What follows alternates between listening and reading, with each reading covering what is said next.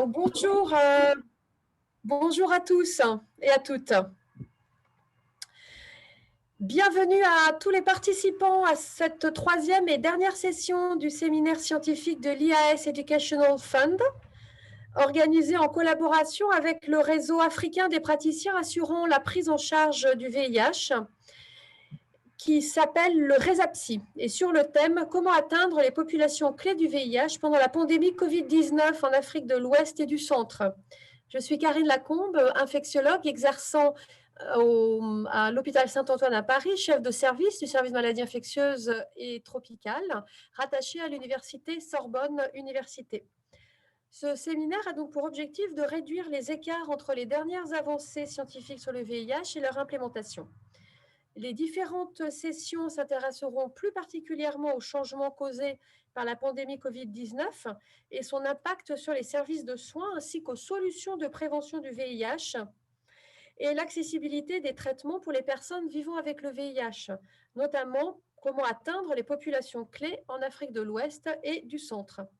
Ce séminaire est gratuit, il est destiné aux professionnels du VIH, chefs d'institutions gouvernementales, spécialistes de santé publique, gestionnaires de programmes dans le domaine du VIH, fournisseurs des services des ONG IP et les représentants de la société civile et communautaire des populations clés de la région de l'Afrique de l'Ouest et du Centre.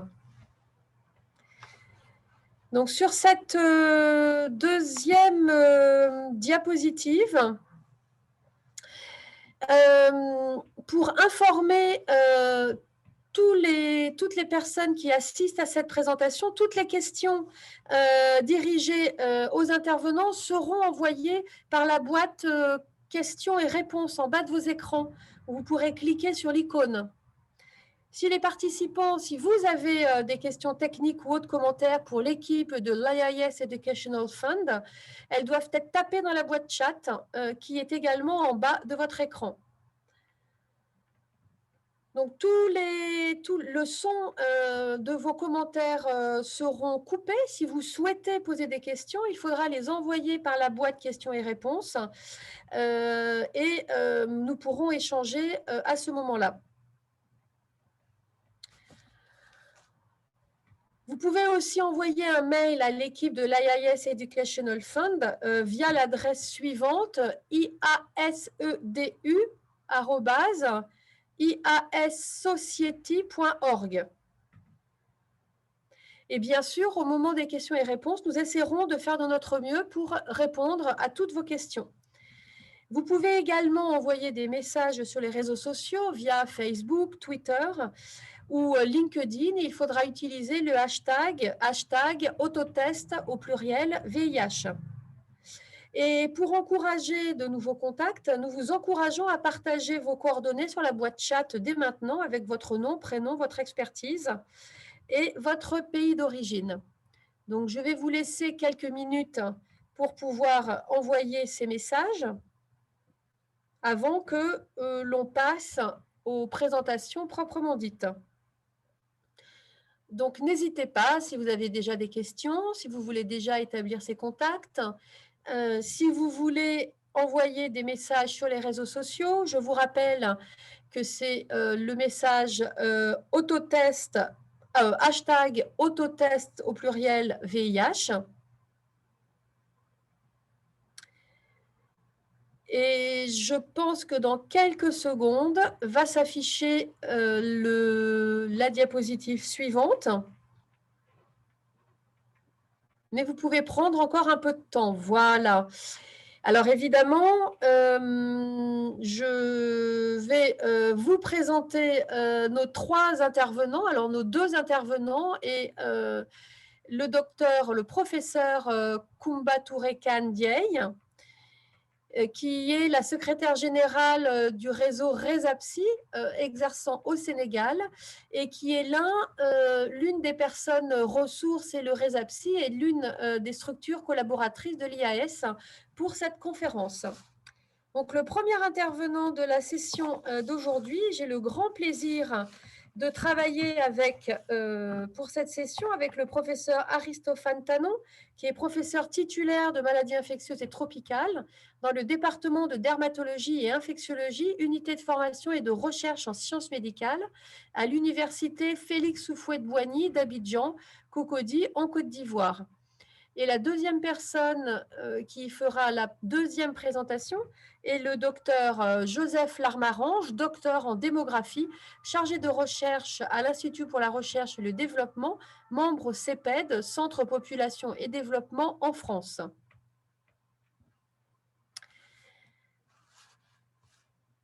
Alors, je vous rappelle de nouveau de ne pas oublier de nous envoyer vos questions sur la boîte questions et réponses pour nos intervenants au cours de leur présentation et nous répondrons à toutes ces questions quand les intervenants auront fini leurs deux présentations. Donc, la toute première présentation que nous allons avoir sera faite par le professeur Aristophane Tanon, qui va nous parler de la success story d'un cas en Afrique de l'Ouest et du Centre pour les autotests sur le VIH. Comme je vous l'ai dit précédemment, le docteur Aristophane Tanon exerce à Abidjan et dans le cadre de la collaboration IDE, International Epidemiologic Database on Evaluate AIDS, il travaille actuellement sur l'association entre le cancer et le VIH, les déterminants des hépatocarcinomes, les lymphomes et la surveillance rénale des patients infectés par le VIH. Il est également président du comité technique multisectoriel 5 qui concerne la gestion et l'utilisation des antimicrobiens dans la lutte contre la résistance aux antimicrobiens.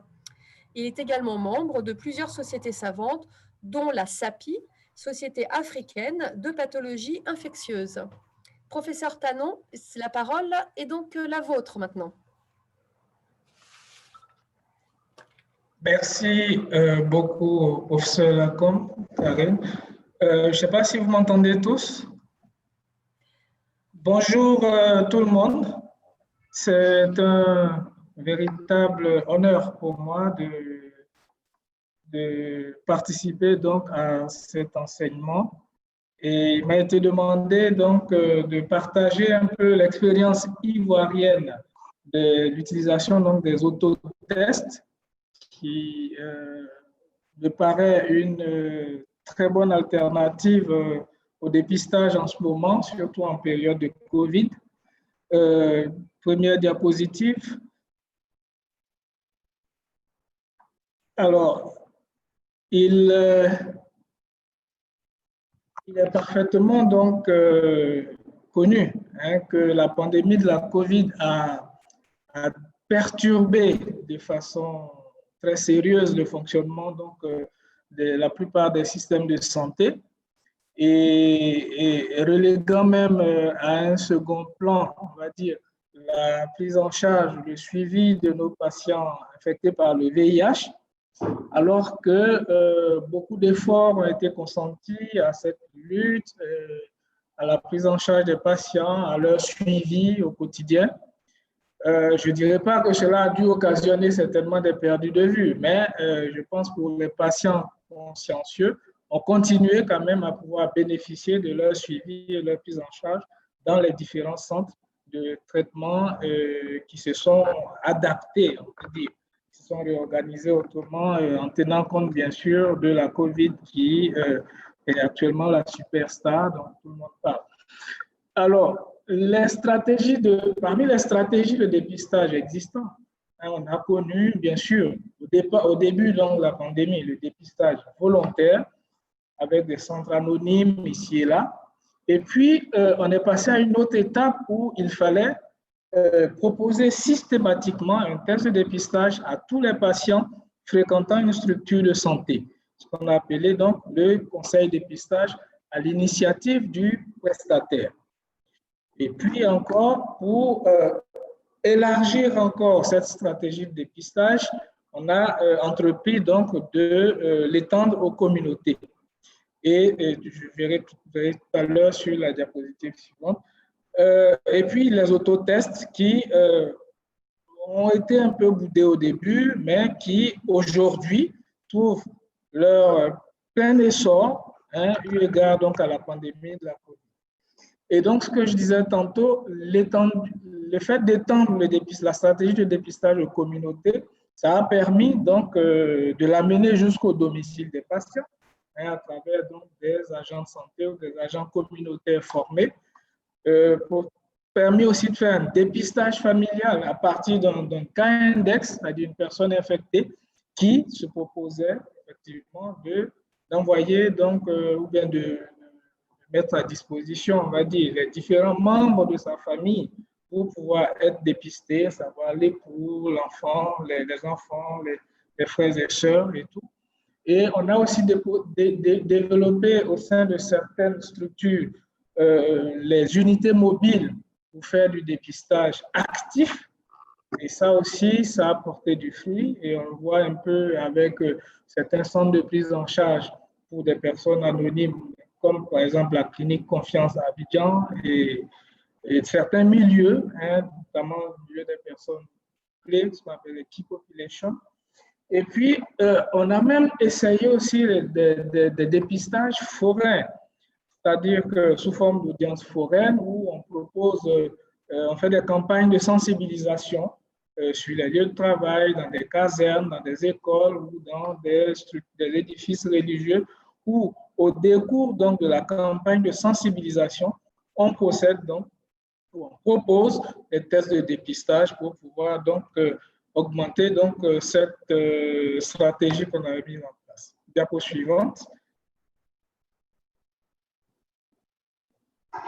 Et aujourd'hui, donc, on en est maintenant à proposer l'autotest. Alors, l'autotest, il est arrivé, je pense, depuis 4 ans maintenant, donc depuis 2016 à peu près.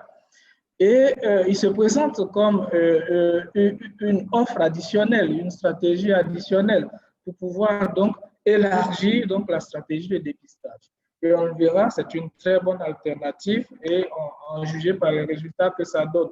Certes timide, mais on verra que la récompense est au bout de l'effort. Diapo suivante. Et donc, ces tests, ces autotests, il en existe de diverses formes hein, que je vous présente ici sous forme de kits complets, des tests salivaires, des tests sanguins, voilà, mais qui ont un coût, hein, qui tourne quand même autour entre 15 000 francs CFA et 20 000 francs CFA, à peu près 25-30 €, c'est variable. Mais on verra que dans l'expérience ivoirienne, on a donc mené une enquête pilote, on va dire, qui a consisté à mettre un certain nombre d'autotests à disposition de certaines structures et ça a donné des résultats que je vais vous présenter à la fin de mon propos. Diapo suivante.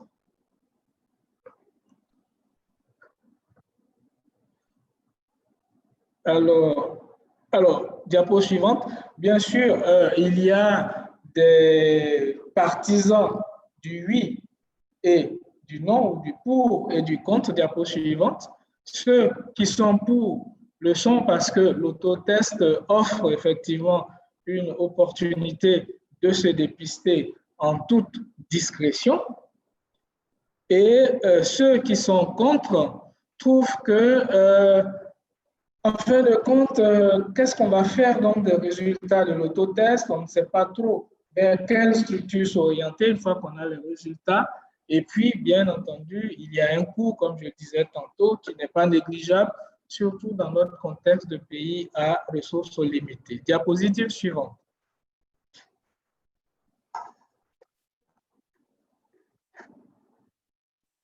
Alors, pourquoi l'autotest? Comme je disais tantôt, ça apparaît comme une très belle initiative, une très belle alternative, pardon, à l'implémentation de la stratégie de dépistage en période de Covid. Donc, c'est l'un des piliers importants pour prévenir la survenue de l'infection en VIH. Il s'agit donc d'implémenter on va dire, les objectifs donc, de l'ONU-SIDA, c'est-à-dire les 3 fois 90, parmi lesquels le premier des 90 était donc la stratégie de dépistage. Et le fait de connaître son statut sérologique permet donc de très rapidement proposer un traitement antirétroviral aux patients, donc dans le but d'implémenter le deuxième 90, ce qui permettra aussi d'avoir une charge virale supprimée et interrompre ainsi ou réduire ainsi la transmission d'infection en VIH, donc c'est le troisième 90. Cet autotest aussi peut être très utile dans les situations donc, de couples séro-différents, diapo suivante, pour pouvoir proposer une prophylaxie pré-exposition chez la personne donc, qui n'est pas infectée, qui ne serait pas infectée, notamment le partenaire ou la conjointe de la personne infectée. Et donc, il s'agit donc, comme je disais tantôt, d'implémenter le 3,90, mais surtout le 90. Et l'OMS encourageait donc le pays à entreprendre des programmes pilotes, justement dans le cadre donc, de ce self-testing, l'autodépistage. Et je vais vous parler de l'expérience ivoirienne tout à l'heure. Diapositive suivante. Alors, pour qui donc on propose cet autotest? Bien sûr, pour les populations clés. Entendons donc par population clé tous les hommes ayant des rapports sexuels avec les hommes, les professionnels du sexe, les personnes vivant donc dans le milieu carcéral. Et on a ajouté aussi les camionneurs qui, dans notre contexte, sont des personnes qui partent donc de chez eux et qui vont mettre plusieurs jours, voire plusieurs semaines, parfois plusieurs mois sur la route, faisant donc des trajets internationaux et donc étant exposés à des comportements de migrants ou un risque donc de contracter une infection en VIH au cours donc de leurs différents voyages. Et bien entendu, les hommes, entendez ici hommes avec petit h plutôt, sont donc le sexe masculin, on va dire plus simplement. Ils sont des personnes qui réchignent la plupart du temps à se faire dépister ou à fréquenter les centres de dépistage. Et donc, l'autotest pourrait être une très bonne alternative pour ces personnes-là. Et bien entendu, les couples, dans la stratégie de dépistage du couple, notamment les partenaires ou les conjoints des personnes qui sont infectées par le VIH. Diapositive suivante. Et bien aussi, les adolescents qui, donc, dans cette tranche d'âge allant donc de 15 à 19 ans, ont des comportements qui frisent donc l'insouciance et donc qui, au-delà même de les conscientiser ou de pouvoir donc les amener à la raison, proposer des tests de dépistage ou bien la stratégie de l'autotest pourrait être un bon moyen de conscientisation donc, de cette jeune population dans le but donc de les prendre précocement en charge. Et puis, il y a eu cette étude Atlas, qui est une étude qui a concerné l'Afrique de l'Ouest.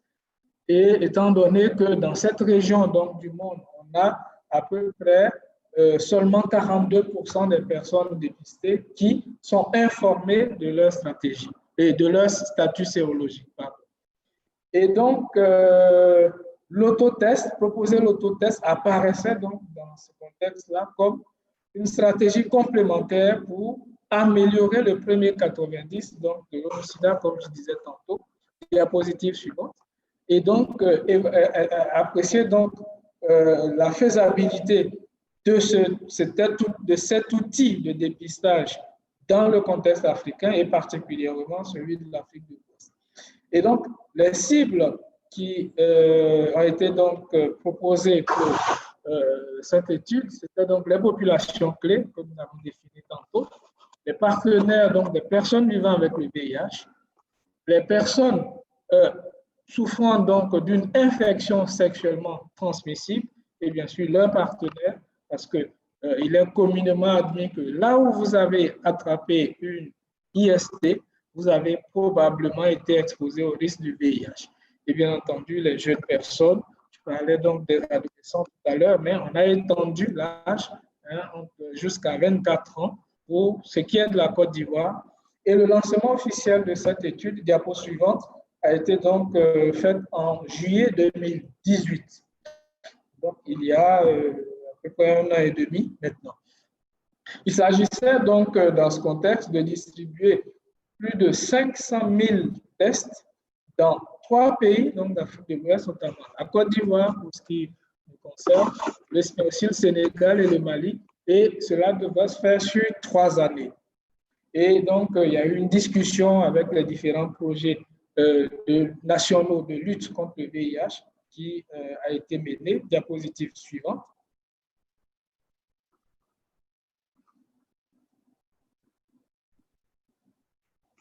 Pour ce qui est donc de la Côte d'Ivoire, très rapidement, donc, à l'issue de début de cette étude, il y a eu une directive nationale qui émanait donc du ministère de la Santé publique et de l'Hygiène publique, et donc portant donc directive technique de prévention du sida et de la prise en charge des personnes vivant avec le VIH qui intègre, diapo suivante, donc cette notion de mise à disposition donc, de l'autotest comme outil de dépistage, donc, faisant partie donc, de la stratégie de dépistage.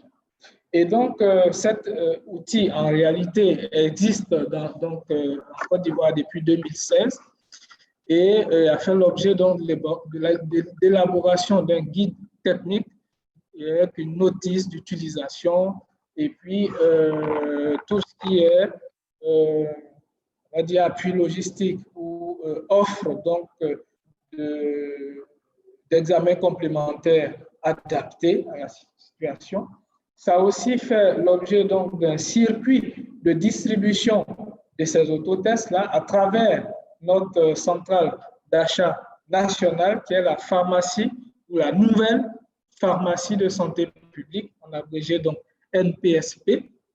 Et l'utilisation de ces différents kits d'autotest a fait l'objet donc de vidéos de démonstration qui ont même été traduites dans les langues vernaculaires, les langues locales, pour pouvoir informer largement donc, la population cible sur l'utilisation de cet outil.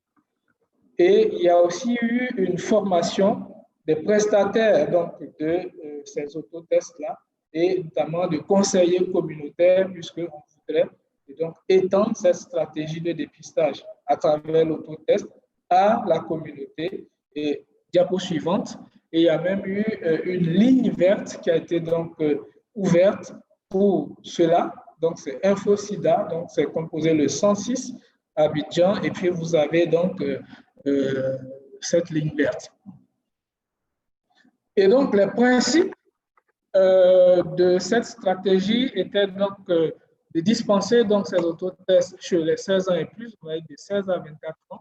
Tout prestataire formé était habilité à pouvoir donc dispenser donc ces autotests aussi bien en communauté que dans les structures de santé et même dans des structures privées telles que des officines privées, notamment les pharmacies donc privées. Et il y avait 2 canaux essentiels de distribution. Alors, le canal direct, c'était le kit qui était remis directement à l'utilisateur, après, bien sûr, avec la notice d'information et d'utilisation. Et puis, il y avait un autre canal indirect qui était que le kit était remis à un intermédiaire qui, lui, se chargeait donc d'administrer donc le test à la personne compte tenu de certaines barrières soit linguistique ou difficulté de compréhension de la personne qui devrait utiliser ce test. Et puis, on a offert également 2 services, notamment une stratégie d'autodépistage directement assistée, et puis, bien entendu, ça dit qu'avec un interlocuteur, via la ligne verte, par exemple, qui pouvait donner donc la démarche à suivre pour pouvoir utiliser le test, et puis la stratégie non assistée, où la personne s'administrait le test elle-même en tenant compte, bien entendu, de toutes les explications qui lui ont été prodiguées. Mais en tout état de cause, il faut reconnaître que l'autotest, le VIH, n'est pas recommandé pour les personnes déjà dépistées positives et qui prennent un traitement antirétroviral. C'est parfaitement inutile, puisqu'on sait qu'elles sont déjà infectées. Diapositive suivante.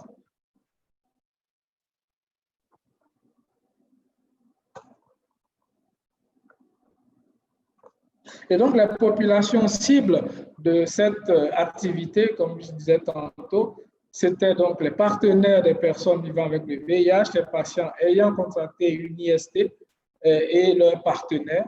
Et dans les structures de santé, donc qui étaient des structures publiques, cet autotest est mis à disposition gratuitement. De même que pour les groupes à risque, ça s'appelle les key populations, les hommes ayant des rapports sexuels avec les hommes ou les professionnels du sexe, ce kit également, dans le contexte donc, de la péréducation, était fourni gratuitement donc, pour faire les autotests. Par contre, il était vendu en officine privée et pour mise à disposition de la population générale. Pour ceux donc, qui veulent se faire des autotests, ils peuvent s'acheter un autotest donc, en officine privée, moyennant, diapo suivante, un coût oscillant entre 15 000 francs CFA et 20 000 francs CFA, selon donc le type de test. Et comme résultat préliminaire à l'utilisation de cet autotest pour ce qui concerne la période de janvier 2018 à juillet 2019, excusez-moi, il y a juste une erreur qui s'est glissée, il faut plutôt comprendre juillet 2018 à janvier 2019, plutôt, voilà. Et le bilan a été fait fin juillet 2019. Et au cours donc de cette évaluation, on s'est rendu compte qu'on a dispensé 2721 tests qui ont été mis à disposition. Et sur ces 2000 tests, il est revenu seulement 205 qui sont revenus positifs, soit un taux de positivité de 7,5%. Et ces personnes donc, revenues positives ont donc été confirmées par la suite, donc à peu près 200, il y a eu 5 déperditions. Et sur ces 200 personnes revenues positives à la confirmation, 166 ont bénéficié d'un traitement antirétroviral, ce qui nous laisse encore un petit gap de personnes qui ont été dépistées positives, mais qui n'ont pas été référées vers les structures habilitées à faire la prise en charge d'infections en VIH. Donc, voici pour vous démontrer un peu notre expérience donc, dans l'utilisation de cet outil qui est l'autotest. Diapo suivante. Ce qui m'amène donc à parler maintenant des différents défis qui tournent donc autour de cet outil qui est l'autotest. C'est le besoin d'assurer un approvisionnement régulier et continu des structures qui assurent la dispensation de cet autotest-là et même des pharmacies, donc des officines, aussi bien dans les structures hospitalières publiques mais que des officines privées, d'assurer le monitorage et le rapportage de toutes les données qui auront été produites. Pour celles qui concernent donc les structures publiques, on va dire que c'est relativement aisé puisqu'on a des registres, on a un suivi. Mais par contre, pour ce qui est fait dans le privé, étant donné que les tests peuvent être achetés librement en pharmacie et de manière anonyme, il y a encore, on va dire, quelques données manquantes. Et bien entendu, l'autre défi, c'est d'impliquer tous les prestataires de soins à cette activité, donc surtout pour pouvoir donc répertorier les résultats que donne cet outil, aussi bien dans la communauté auprès même de certaines ONG qui sont donc des structures de lutte pour les personnes vivant avec le VIH. Et le délai de retour des résultats, alors ça c'est lorsque quelqu'un est testé positif, comment est-ce qu'il réagit à son résultat? Est-ce qu'il va être directement, il va référer ou il va consulter spontanément vers la structure qui est habilitée à faire de la prise en charge pour pouvoir donc prendre en compte le résultat de son test et donc l'intégrer au circuit des soins. Et également, quel impact sur le plan social, mais aussi un impact sur le plan économique, vu que le test vendu en public, je vais dire, dans les officines, en vente libre ou dans les structures privées, donc qui est ouvert au grand public, à un coût. Comment est-ce qu'il va également évaluer le coût des tests qui ont été mis à disposition, eu égard donc aux résultats qui ont été produits et qui me paraissent encore largement insuffisants par rapport à ce qu'on attend de cet outil. mais certainement que la pandémie de la COVID pourrait éventuellement favoriser l'essor de cet outil qui permettra à poursuivre de réorienter vers donc les structures de soins beaucoup de personnes qui auraient été dépistées positives et qui ne savent plus où donner de la diapositive suivante. Alors, professeur Tanon, voilà, ça va être votre conclusion pour qu'on ne prenne pas trop de retard dans la suite. D'accord, très bien. Et donc, pour conclure, effectivement, donc, il n'y a plus de discussion sur cet outil qui est bien implémenté, je vais dire, à suffisamment bonne échelle, la stratégie de dépistage. Il apparaît donc une stratégie complémentaire pour tout ce qui est dépistage classique qu'on connaissait avant, on parlait du CDV, du CDIP, etc. Mais par contre, il est important donc d'élaborer des procédures. Donc là, c'était juste la phase pilote que je vous ai présentée pour ce qui concerne la Côte d'Ivoire. Je ne sais pas ce qu'il en est du Sénégal ou du Mali. Et ça a permis donc de mettre sous traitement des personnes qui ont été dépistées positives pour le VIH et également de référer vers des structures de prise en charge d'infection à VIH toutes les personnes qui, en fonction du résultat du test, seraient donc dépistées positives et auraient besoin d'une quelconque assistance par rapport à l'infection à VIH. Voilà, diapo suivante.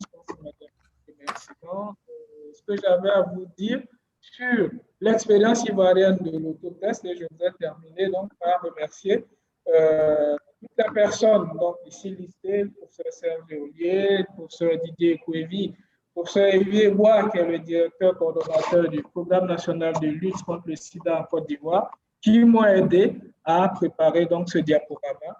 Merci également à l'IAS, Educational Fund, pour cette opportunité qui m'a été donnée de vous entretenir sur cette question. Et merci à vous tous qui m'avez écouté, de m'avoir prêté une oreille attentive. Eh bien, merci beaucoup, professeur Tanon. Nous allons immédiatement passer à notre deuxième présentation de cette session qui va être effectuée par le docteur Joseph Larmarange et qui va donc nous présenter l'autotest est-il une réponse à l'accès aux soins en temps de Covid-19, opportunités et défis pour combler les lacunes des pays à revenus faibles en Afrique de l'Ouest et du Centre. Je vous rappelle que Joseph Larmarange est démographe à l'IRD et depuis 15 ans, il a travaillé principalement sur le VIH en Afrique de l'Ouest et australe et plus spécifiquement sur le dépistage et la mise en œuvre des nouvelles stratégies de prévention avec la mise en œuvre auprès de la population générale et des populations clés.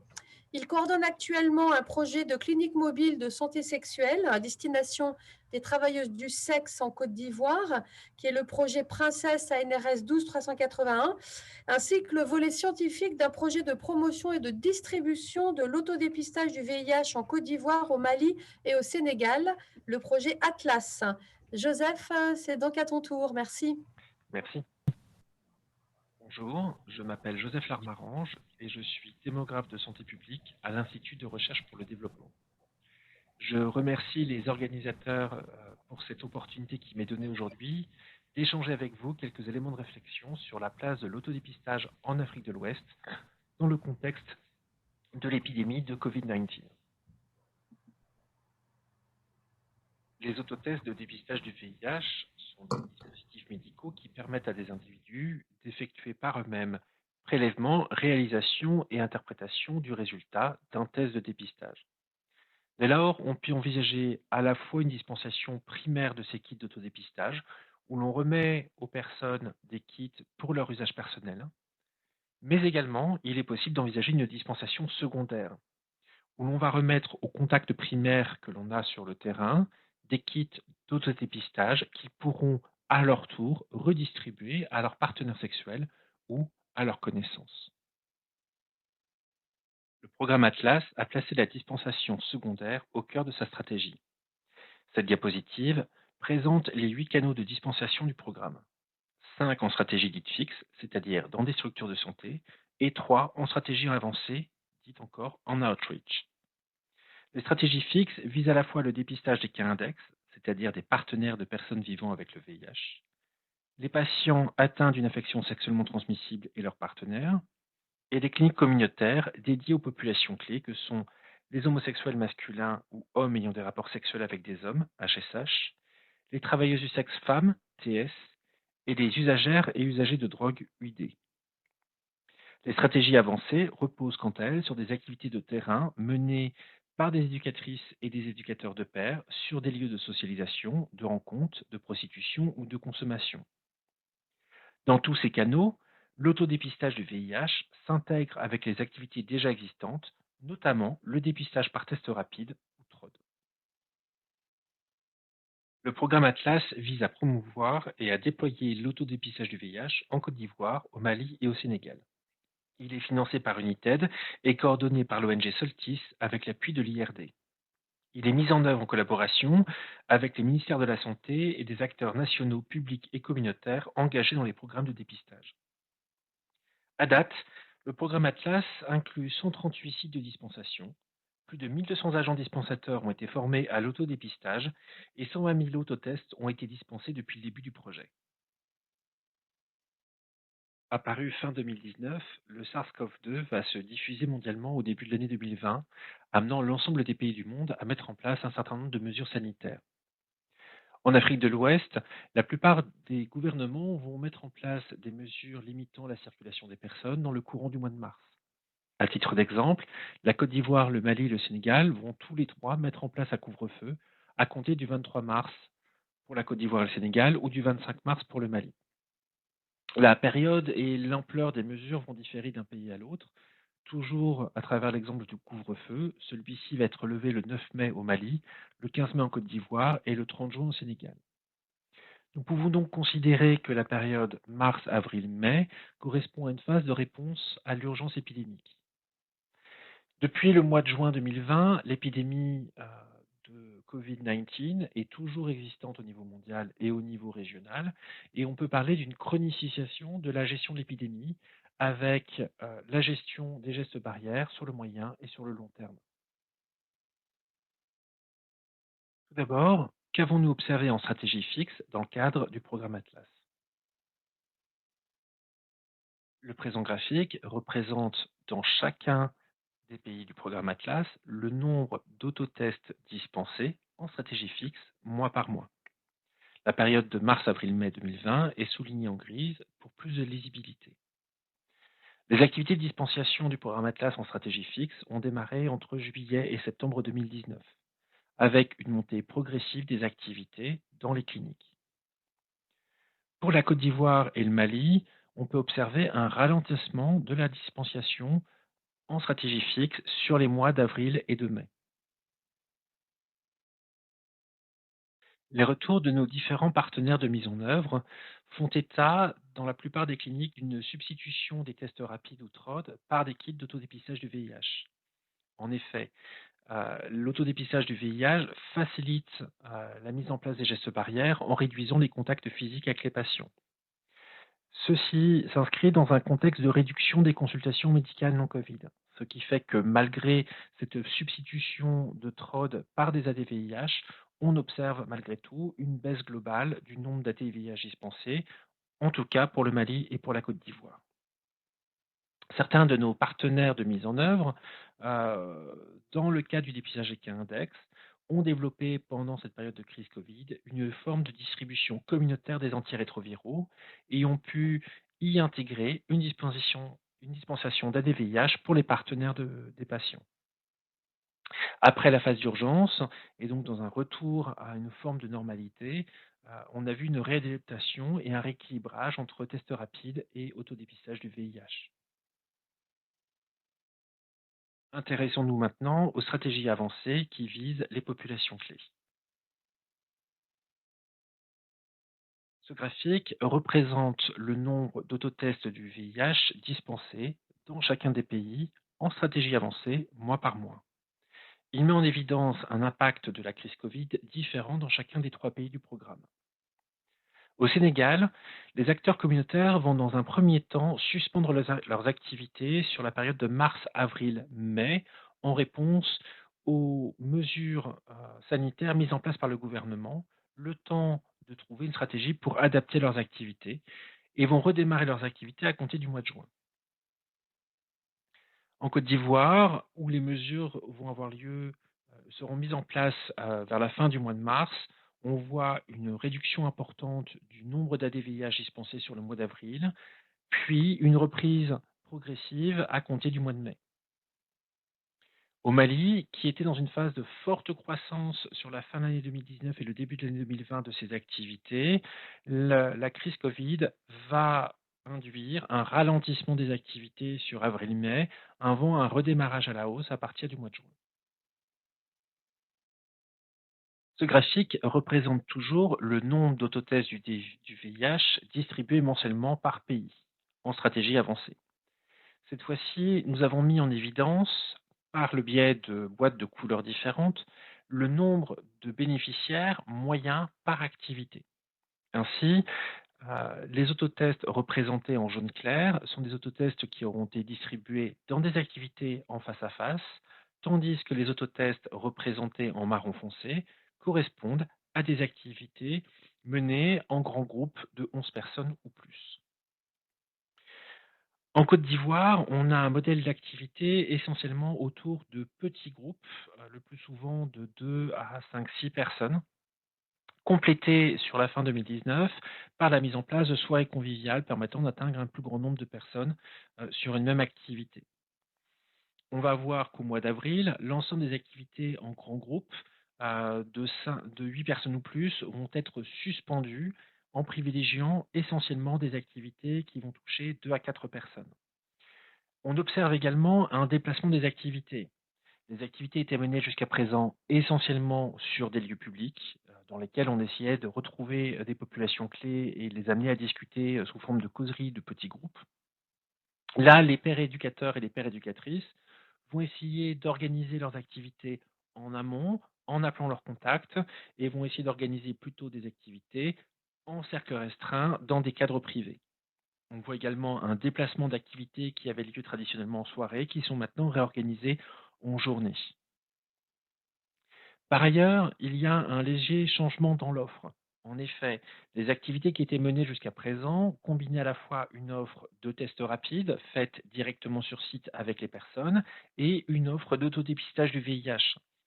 Dans un contexte de mise en œuvre de gestes barrières et de réduction des contacts avec les personnes, on va voir là aussi une substitution de tests rapides vers plus d'autodépistage du VIH car il permet de réduire les contacts physiques avec les personnes.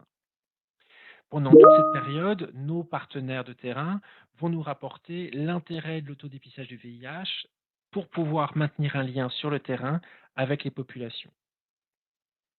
À partir du mois de juin et l'assouplissement des mesures sanitaires gouvernementales, on va aussi être dans une période où la plupart des acteurs de terrain auront été formés aux gestes barrières, auront une meilleure maîtrise de leurs activités et auront plus facilement accès aux outils individuels de protection.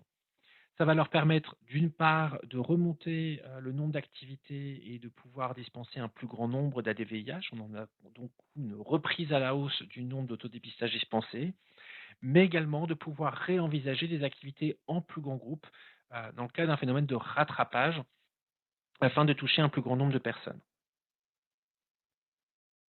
Au Mali, comme on l'a vu, on assiste également sur avril-mai à une baisse moins importante de l'activité qu'en Côte d'Ivoire, mais un ralentissement alors qu'on était dans une phase précédemment de croissance de mois en mois du volume d'autodépistage dispensé. Comme on peut le voir sur le graphique, notamment quand on compare les mois de mars et le mois d'avril, on va avoir une diminution des activités de grands groupes pour privilégier des activités de petits groupes. Là, ici, il va y avoir une petite nuance entre les activités qui vont cibler les HSH et les activités qui vont cibler les travailleuses du sexe. Si pour les activités qui vont cibler les HSH, il y aura plus de facilité à réduire la taille des groupes, pour les travailleuses du sexe, et parce que dans le contexte malien, la plupart des maisons closes vont continuer à être ouvertes, on va avoir un maintien encore d'activité sur des groupes de 5 à 8 personnes. Comme en Côte d'Ivoire, à partir du mois de juin, et avec une meilleure maîtrise des gestes barrières, on voit apparaître une activité de rattrapage et une augmentation de la dispensation de la DVIH. Au Sénégal, nous l'avons vu sur la période de mars, avril, mai,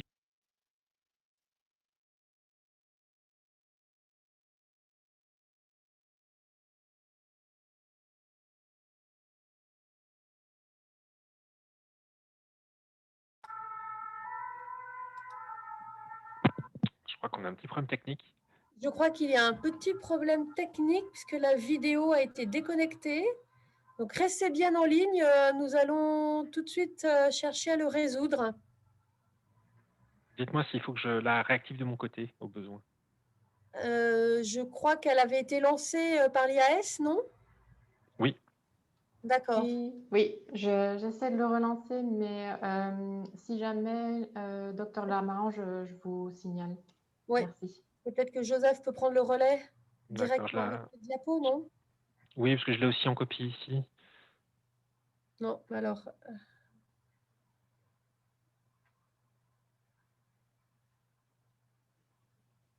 Vous voulez que je reprenne la main?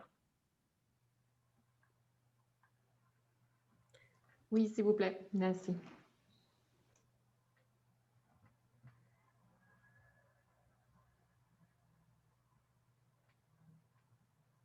Excusez-moi, je me remets juste au bon endroit. Oui, oui, oui. Vas-y.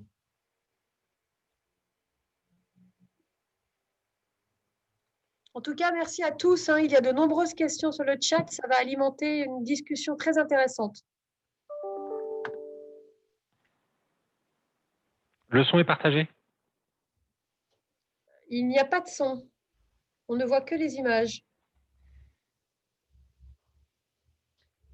Sinon, nous ne pouvons pas directement mesurer Non. et savent beaucoup mieux gérer les gestes barrières. Nous l'avons vu, la dispensation secondaire de l'autodépistage est un des éléments clés et innovants du programme Atlas. Si nous ne pouvons pas directement mesurer cette dispensation secondaire, un indicateur indirect est le nombre moyen d'autodépistage dispensé par bénéficiaire, c'est-à-dire par personne vue sur le terrain. Le présent graphique vous présente cet indicateur mois par mois et pour chaque pays. En Côte d'Ivoire, au mois d'avril, on va voir une baisse importante de ce nombre moyen d'autodépistage dispensé par bénéficiaire. La mise en place du couvre-feu et la fermeture des bars et maquis vont réduire de manière importante le nombre de contacts sociaux ainsi que le nombre de clients des travailleuses du sexe. Et dès lors, les retours que l'on a eus de nos partenaires de mise en œuvre sur le terrain ont fait état d'une difficulté d'une dispensation secondaire dans ce contexte de crise sanitaire. En post-crise et avec la sortie du couvre-feu, on va voir une remontée de cet indicateur presque à un niveau pré-Covid pour le cadre des homosexuels masculins. Par contre, pour d'autres populations, et notamment pour les travailleuses du sexe, la remontée va être plus lente. Au Mali, cet indicateur, nombre moyen d'autodépistage dispensé par bénéficiaire, a démarré beaucoup plus bas que dans les deux autres pays, mais les activités dans une phase d'amélioration et de croissance avec une augmentation de cet indicateur avant la crise Covid. Or, la crise Covid, et là on le voit par rapport au mois d'avril, intuit un recul par rapport au mois de mars, une stagnation et une reprise qui va se faire aussi que de manière progressive. Au Sénégal, où les activités ont été suspendues sur la période mars, avril, mai, au redémarrage des activités au mois de juin, on va redémarrer les activités avec un nombre moyen largement inférieur à sa situation pré-Covid et une remontée légère sur les mois d'août et de septembre, mais qui est encore largement en deçà de la situation pré-épidémie.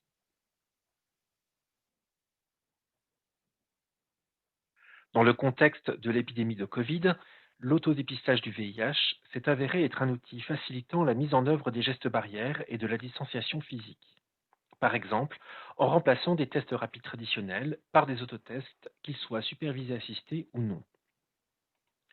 En stratégie avancée, les pères éducatrices et les pères éducateurs nous ont rapporté que l'ADVIH permettait de maintenir un lien entre les populations clés et un accès au dépistage. Mais la dispensation secondaire a été fortement impactée et nous ne sommes toujours pas revenus au niveau pré-Covid.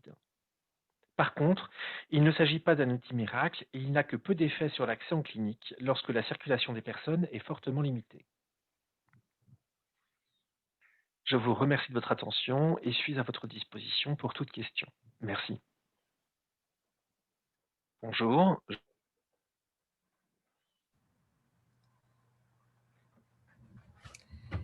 Parfait. Merci beaucoup, Joseph. pour cette également excellente présentation.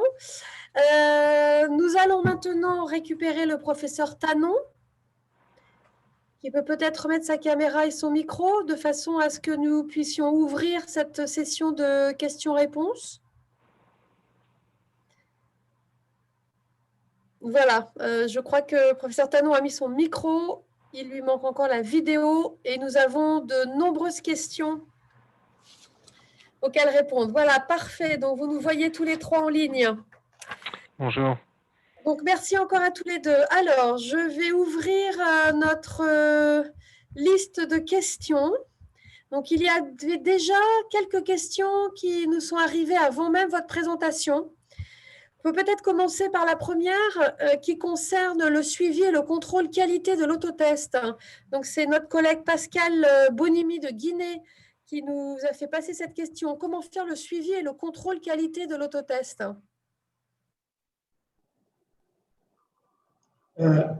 Oui, je peux répondre. Qui peut répondre? Alors, juste pour dire pour ce qui est du cas de la Côte d'Ivoire, que je vous ai présenté dans mon diaporama différents types d'autotests. Et ceux qui ont été sélectionnés et proposés donc, au Programme national de lutte contre le sida, ont fait l'objet préalable d'une sélection par comité de sélection qui comporte des personnes du ministère de la Santé, en l'occurrence ceux de la pharmacie santé publique, et des immunologistes, des centres de référence, notamment le CEDRES ici, c'est un centre qui est impliqué dans la recherche sur le sida ici, qui nous fait donc, il y a des immunologistes donc, qui évaluent en quelque sorte les différents tests qui sont mis à disposition.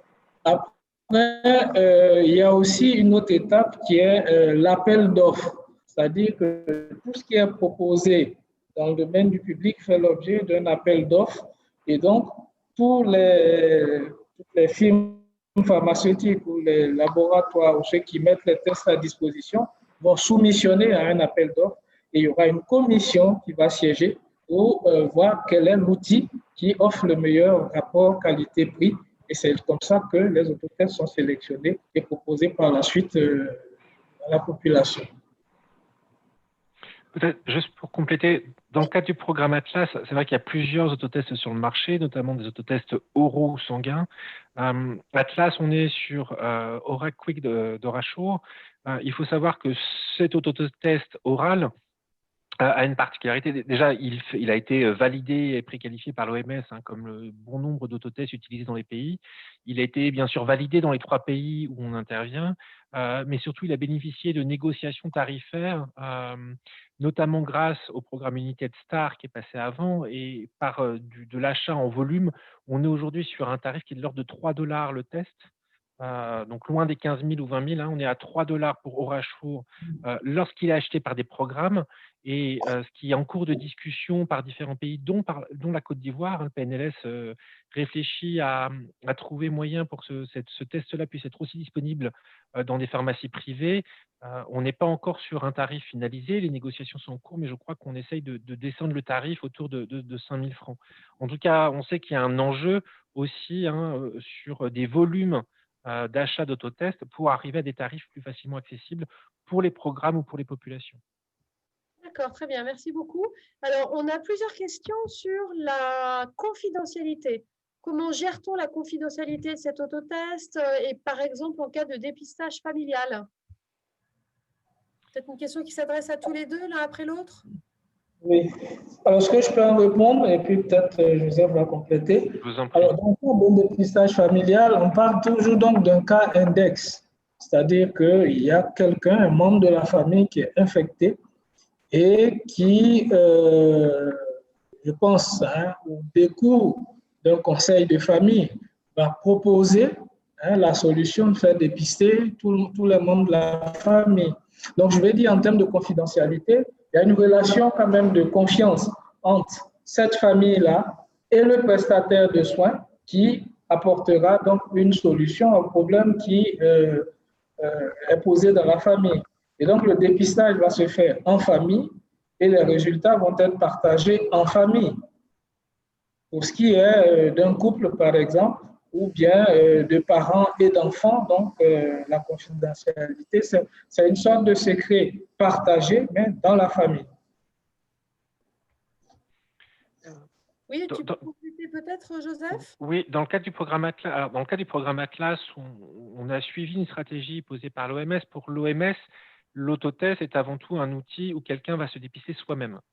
Autrement dit, dans le cas du dépistage EK Index ou pour les partenaires, il s'agit que les personnes puissent proposer un test à leurs partenaires, mais que ces derniers puissent réaliser le test eux-mêmes. Donc l'OMS ne nous recommande pas de l'utiliser pour le dépistage des enfants, où là, de toute façon, il est important qu'il y ait le lien avec l'équipe soignante et cet accompagnement-là.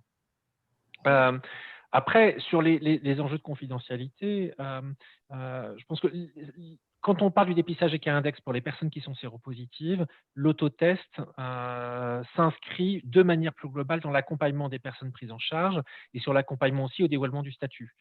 On voit bien que quelqu'un qui n'a pas dit à son partenaire « je suis séropositif » ou « je suis séropositive », c'est très dur de le proposer à son partenaire.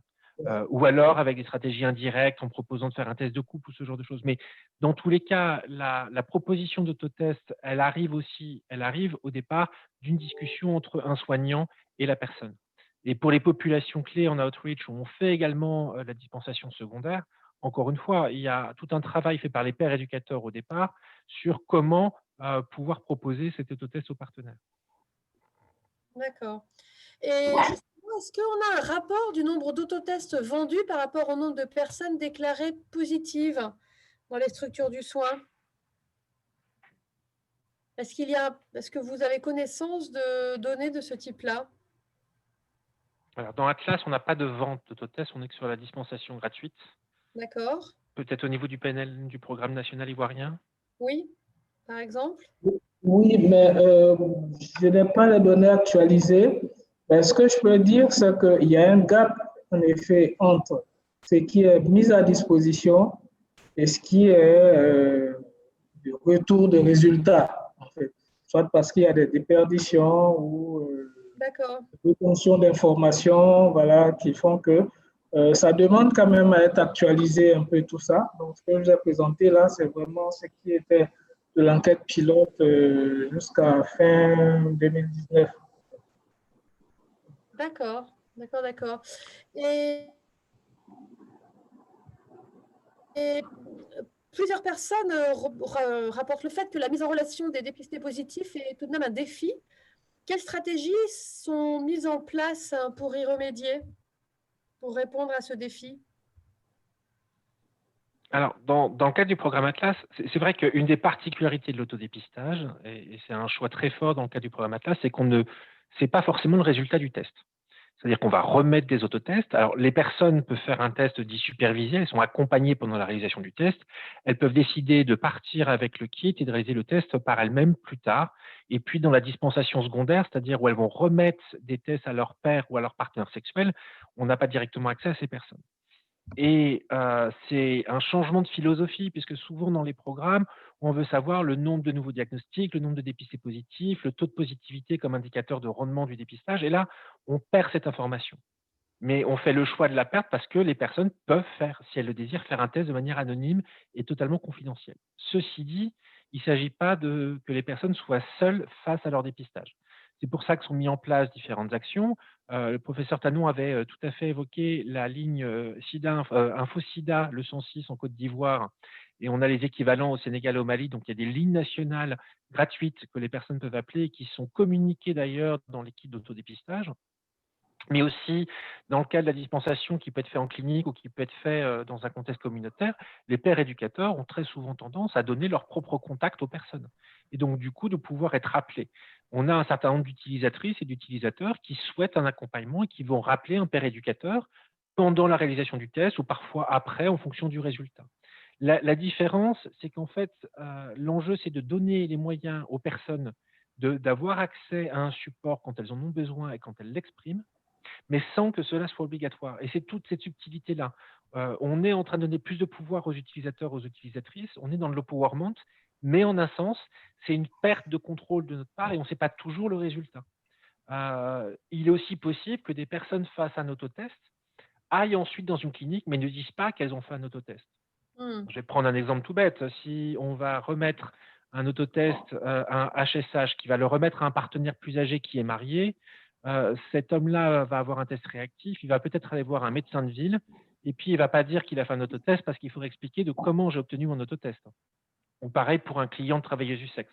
Donc, on a aussi probablement des personnes qui ont été prédiagnostiquées avec un autotest, et je dis prédiagnostic puisque ça doit toujours être confirmé par un test de confirmation, qui vont se rendre dans des structures de santé, mais sans dire qu'elles ont fait un autotest au préalable, parce qu'elles ne veulent pas dire comment elles ont récupéré leur autotest.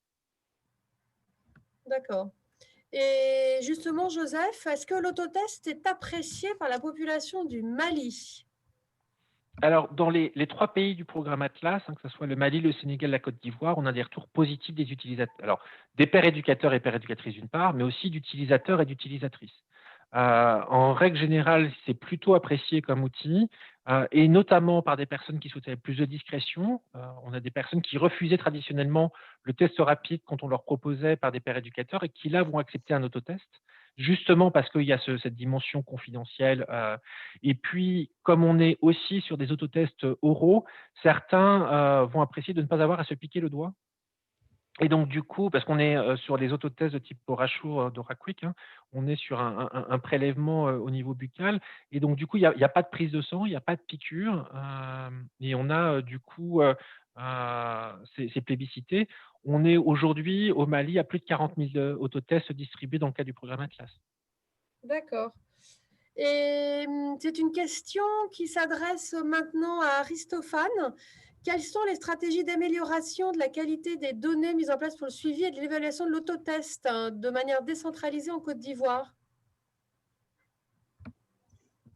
Alors, je pense que ça, c'est une question qui pourrait être adressée au directeur de programme. Moi, en tant que clinicien, ça me serait très difficile de dire voilà ce qu'on a mis en place et tout. Mais je peux juste dire que c'est, je n'ai pas dit que c'est quelque chose qui est relativement innovant, parce que ici, chez nous, on a pour habitude d'aller vers une structure de soins, de santé, pour pouvoir se faire dépister ou prendre en charge. Alors, l'arrivée donc de l'autotest sonne un peu comme quelque chose de révolutionnaire. Pour ceux qui veulent rester discrets, pour ceux qui veulent rester anonymes et tout. Et tout à l'heure, par rapport à la question de tout à l'heure, je pense qu'un des véritables défis, c'est pour moi ce qu'on fait du résultat du test. C'est-à-dire, s'il est négatif, ça ne pose pas de problème, mais s'il est positif, on fait quoi? Alors, comment est-ce qu'on peut améliorer la qualité des données sur tous les résultats revenus positifs? Déjà, là, dans ce que j'ai présenté comme résultat préliminaire, il n'y avait que seulement 7,5% de taux de positivité. Bon, certainement qu'il y en a plus, si on compte aussi les déperditions et tout ce qui est non déclaré ou des gens qui ne savent pas quoi faire de leurs résultats. Et donc, pour moi, le véritable défi, ça reste ça, c'est-à-dire comment orienter tous les résultats positifs vers les structures de prise en charge. Et à ce moment-là, on aura des données beaucoup plus classiques.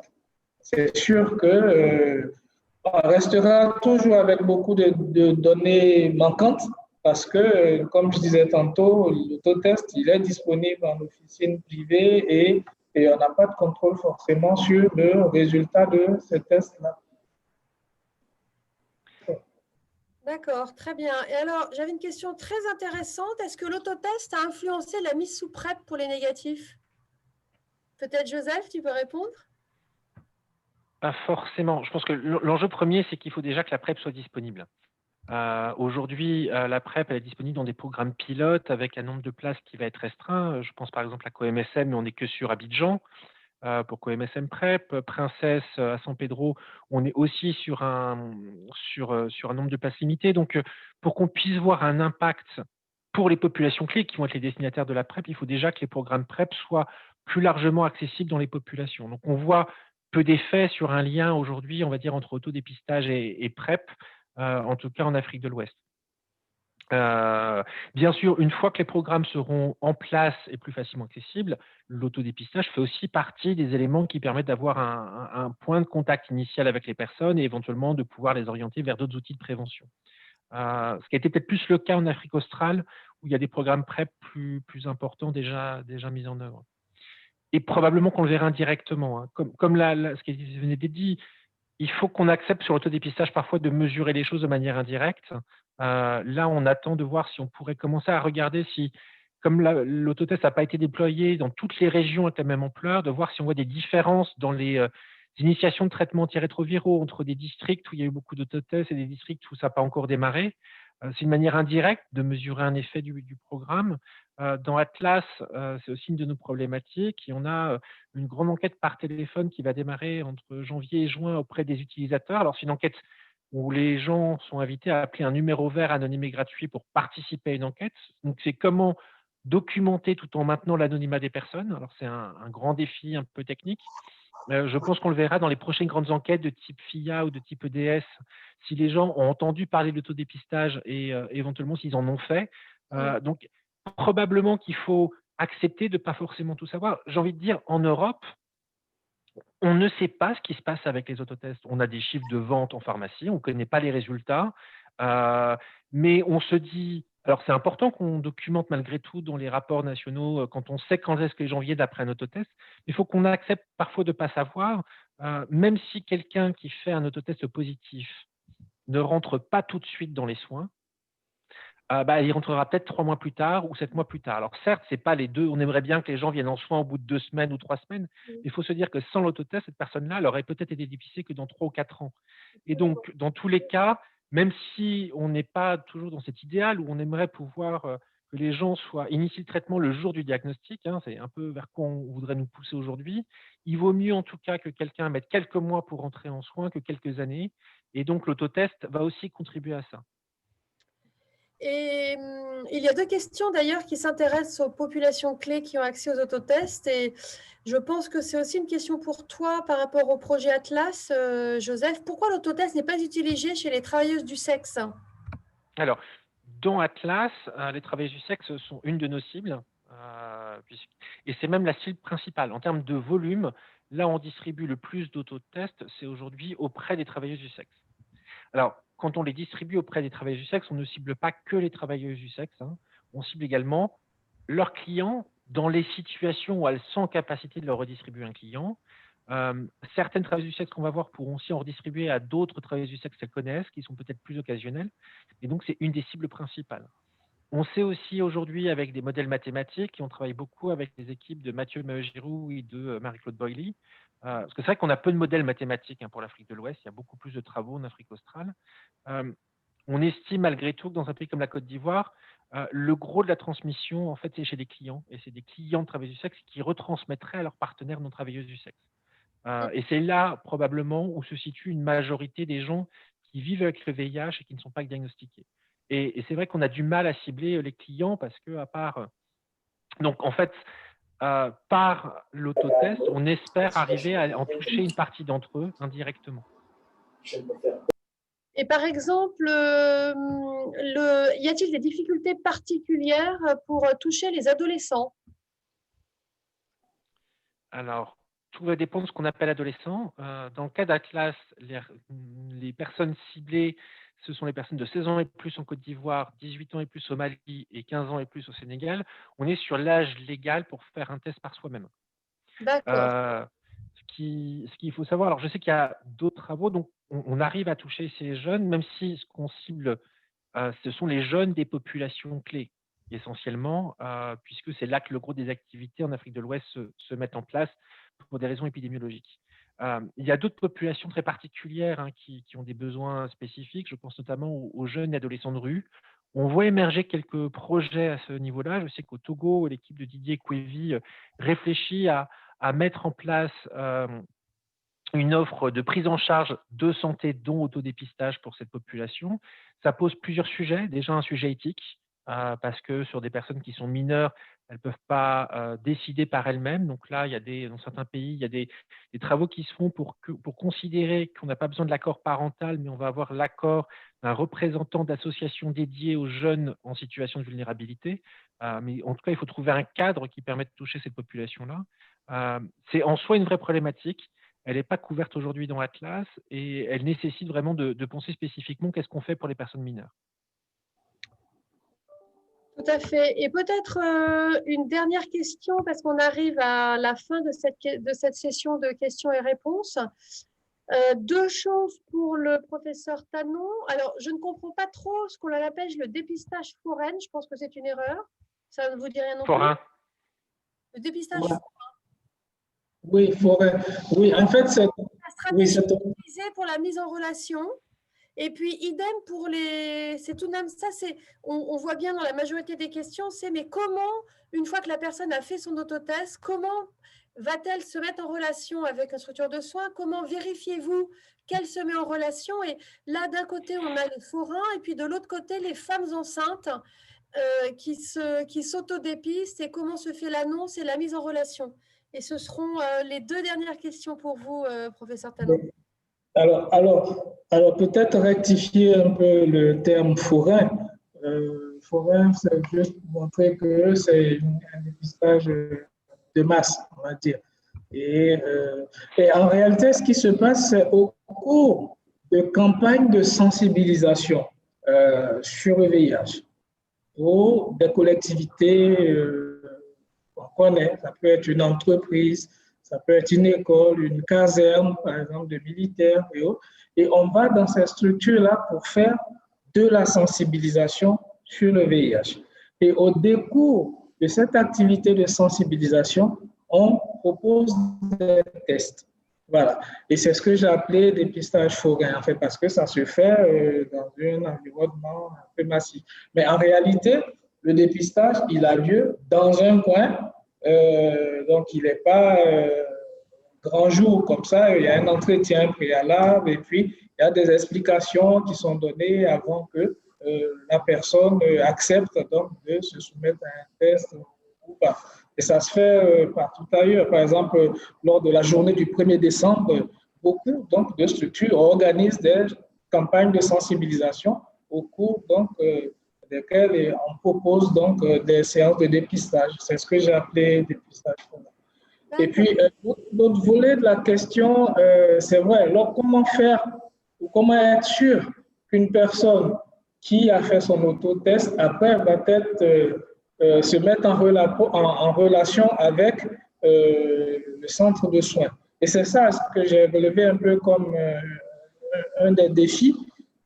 Ça montre un peu le gap qu'il y a entre les tests qui ont été proposés, ceux qui sont revenus positifs, et entre ceux qui sont revenus positifs, ceux qui ont effectivement bénéficié d'un traitement antirétroviral. Il y a toujours une différence, et je pense que c'est ce que Joseph disait tout à l'heure, où une personne qui a fait son autotest positif ne va pas venir immédiatement dans les soins, elle peut venir 1 mois après, 3 mois après ou 6 mois après, mais au moment où on fait l'évaluation de l'activité qui a été menée, il peut y avoir ce genre de gap-là.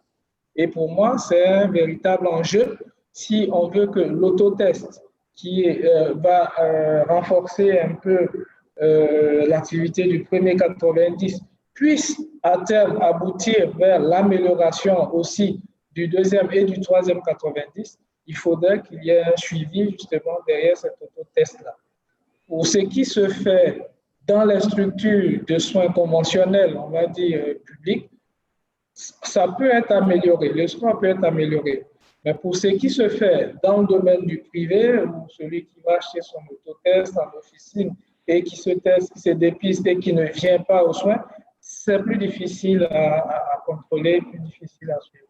Donc, il y aura toujours des écarts dans les résultats, dans les données qu'on observera. Très bien. Très bien. Eh bien, écoutez, je pense qu'on arrive à la fin de cette session de questions-réponses. Je remercie vraiment nos intervenants d'avoir présenté et participé à cette session et pour ce séminaire scientifique, surtout en cette période si particulière et si chargée de l'année. Merci à vous, Joseph Larmarange et Aristophane Tanon. Merci, je vais Karine. Céder la parole à Karine Diop au nom du RESAPSI qui va clôturer ce symposium. Merci à tous et merci surtout à vous qui avez participé avec vos questions, vos réponses et surtout votre écoute vigilante à cette session. Merci à tous. Un plaisir.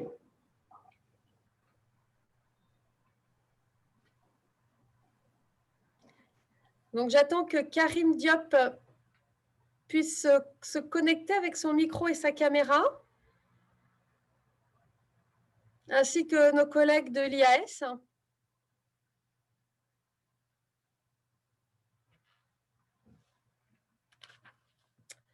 Alors, nous avons un petit temps de latence. J'attends donc que le Resapsi se connecte. Je vois que Karim est connecté. Il faudrait qu'il mette son micro et sa caméra.